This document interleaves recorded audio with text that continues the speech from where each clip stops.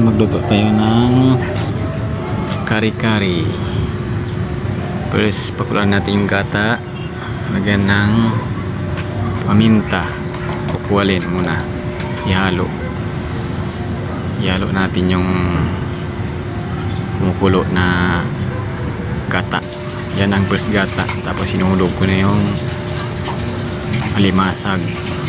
Yung favorite ko na pagkain. Limasag. Yan, papakuloy muna hanggang kunti na lang yung first tubig na gata. Tapos lagyan ng sibuyas. Hindi ko na ginisa. Tapos lagyan ko ng curry powder.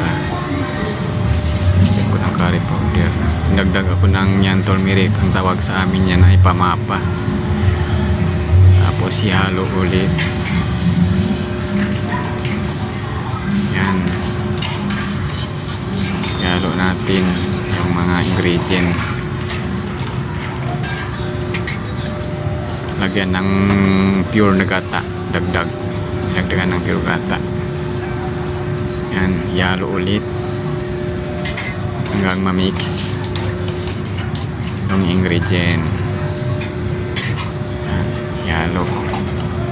Yan, malapit na. Kumukulo na yung bagong gata.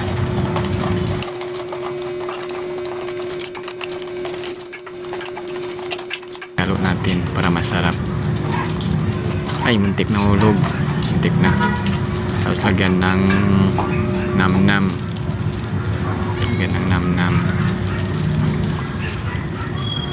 Ihalo. Yan, lagyan natin sayote, may favorite na gulay. Yan. Lagay. Yan, tapos ihalo ulit. Yan, malapit na makulo na. Takpan natin.